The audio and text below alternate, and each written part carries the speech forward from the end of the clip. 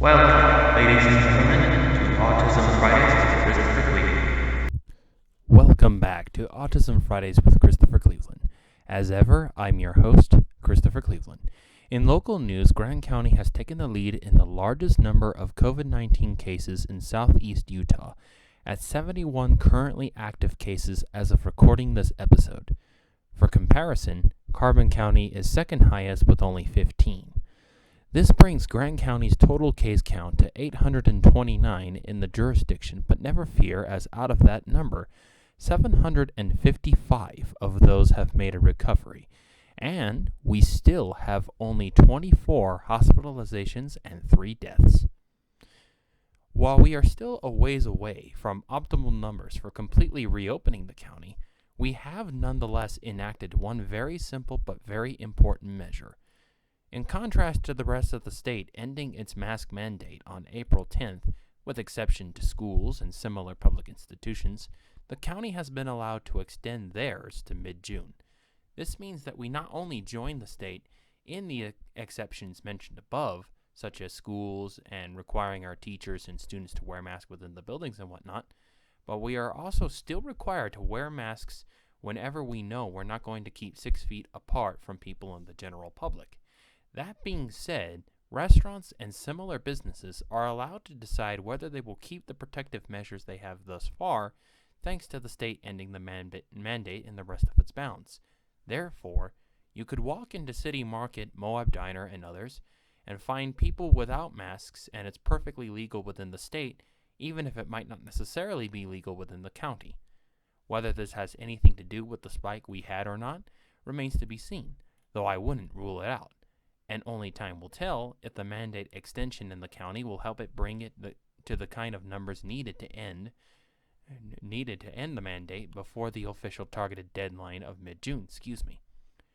In more cheerful news, Margaret L. Hopkins Middle School will begin its first day of functioning next Tuesday, and I gotta tell you, it's a good thing.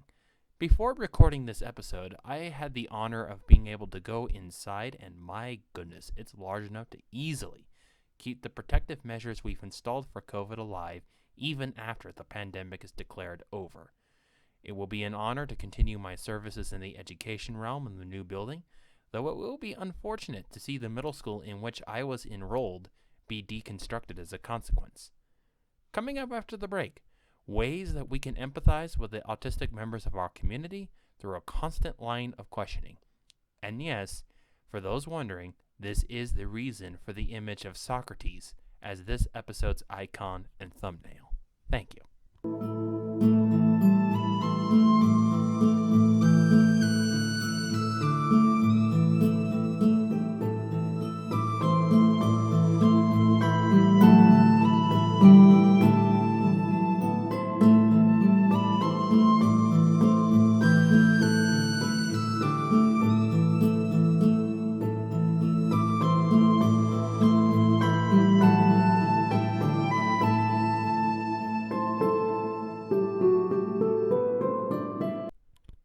Thank you very much for tuning back into this episode of Autism Fridays with Christopher Cleveland. I'm your host, Christopher Cleveland. For today's topic, I wanted to open up by first introducing a line of thinking often used for debate. In the last decades of the 4th century BCE, a philosopher named Socrates became known for using carefully worded questions to persuade those he was conversing with of viewpoints they might not have otherwise considered in their daily lives in Athens. Oftentimes, he would use this line of questioning in establishing simple things like him not being a blasphemer, nor the wisest man in all Athens, as is alleged in Plato's Apology of Socrates.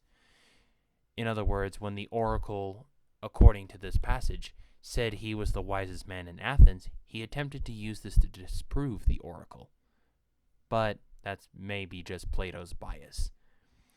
He became such an influence with this avenue of thinking and discussion that the state of Athens determined him to be a threat to their power over the civilian population and eventually sentenced him to be executed by poisoning. He died from ingesting hemlock, an ancient poison that's rarely consumed or manufactured anymore, but the story doesn't end there. After his passing, disciples like Plato and Xenophon incorporated his teachings into their schools, and through Aristotle, this methodology would become the heart of how scientific experiments were attempted and then groundbreaking mileage in mathematics and technology were achieved. It's such an effective tool that it's been allowed, to a minimal degree, in debate settings that modern-day teams competing for points can use in examining and disseminating their opponent's reasoning. I even employed it when practicing forms of argumentative debate like Lincoln Douglas or Spar in my most recent debate club for Beacon After School, in matters that my 5th and 6th grade students were not only volunteering to discuss, but even suggested would be discussed in our club, such as minority rights and gun laws. But I would now ask anyone and everyone listening to consider another application for the system, using it to determine the needs of those we care about. The first requirement is that we know enough of what's going on in the lives of those we love to then begin to formulate the right questions. For parents of autistic children, this might mean getting input on how they've behaved in school or therapy appointments, or, as is the case with me sometimes, in mentoring sessions, to then begin a discussion designed to find out what unspoken need the child's behavior is expressing. Not one day ago, I had a mentee who was considering dropping out of school, and I asked him why, rather than saying that he should be ashamed for even considering it. He explained, having reminded me of a few areas that we had discussed before in regards to something similar to this, and then I asked him let me restart that.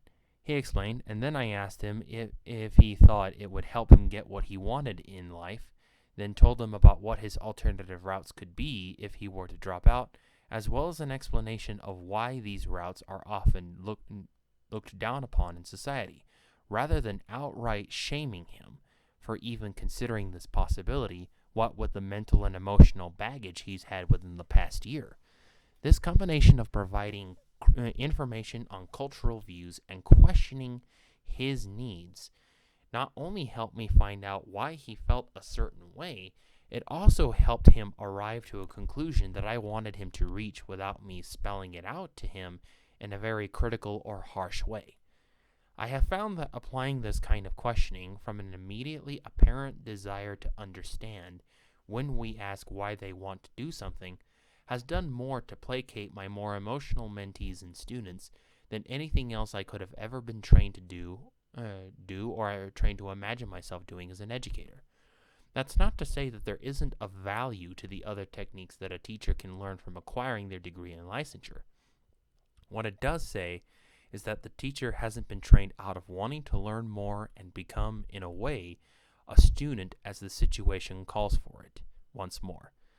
I also had success in applying this to non-autistic students in my after-school clubs when I saw them doing something I knew they're not allowed to do at school. An example dialogue will be that a student is doing that thing in question that I see them doing, which isn't allowed. I then call the student's name, and rather than telling them not to do it, I ask them if they're allowed to do it during school. When they say no, I then ask them why they think they can do it in my club, since we're usually still on school grounds or attending a trip as a school function when we're in club. If a student is quick to say yes, however, I will then ask if they're sure their teachers will say yes if I were to ask them. This way they get the sense that I know they're lying without also getting the accusatory tone we often take when we tell them that we know they're lying. This methodology has done more to disseminate misbehavior in 10 seconds than any amount of yelling or scolding has done in 10 days, from my experience. And yes, I realize that I am not a parent, so when I clock out of my education jobs, I have an easy way out of then dealing with the kids at night. But I would still urge the parents I assist to consider trying it for 1 week and see what happens, then a month, then 6 months, then a full year, and so on. Just as long as the rules are well established before trying, even if that means starting on a new slate. You never know what might result from it. Coming up after our next break are simple meditations and ending dedication.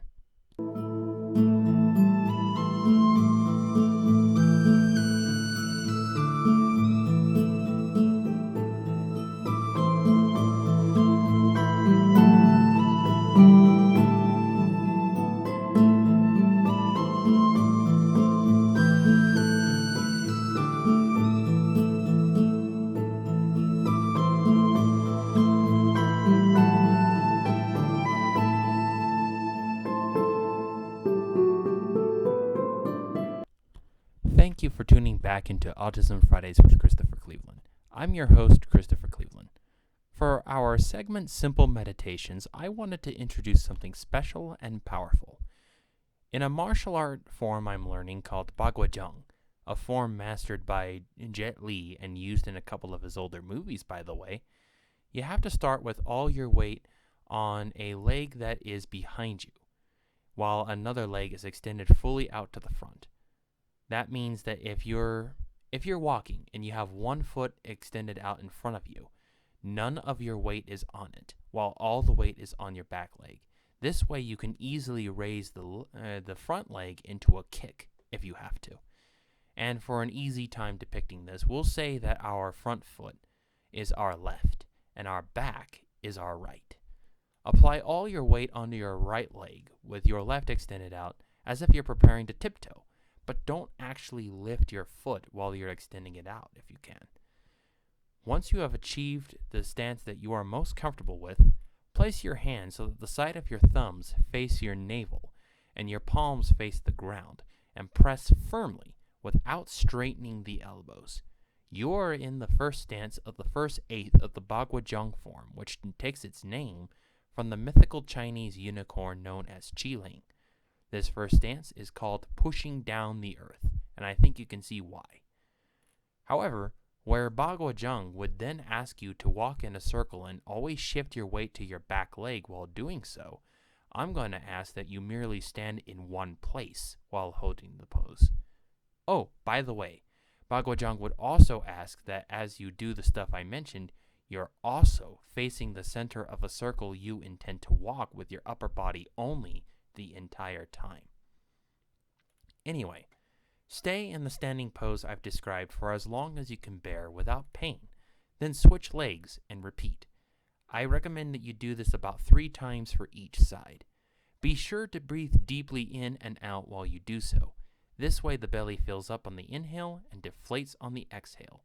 I would urge you to build up to 30 minutes of this as with the other standing meditations, and please, feel free to let me know how it worked for you. Thanks for being with me for a little while today, by the way, and take care of yourselves out there in this crazy old world we live in. This episode is dedicated to the Margaret L. Hopkins Middle School, the newest building meant to shape the minds of the next generation and prepare to begin its function next Tuesday. I have several colleagues that got the honor of seeing it constructed from beginning to end, and I am proud of the final product that I got to see today. Sending your child here is sending them with the assurance that whether or not they think they'll learn anything, they'll definitely be in a school that can fit the rather growing number of preteen children we educators need to serve every day. See it for yourself as soon as you can, and I promise you won't regret it. Hi, I'm Christopher Cleveland, creator, host, and director of Autism Fridays with Christopher Cleveland. I am a certified secondary education provider located in Moab, Utah, and I'm here to tell you about my show, Autism Fridays with Christopher Cleveland. If you wish to have optimistic, educational, humorous, fun content which holds ideas for age-appropriate discussions for your autistic child or other relative about the COVID-19 crisis and your state's related efforts to curb its spread, subscribe to my YouTube channel or join the Facebook group Autism Fridays with Christopher Cleveland today.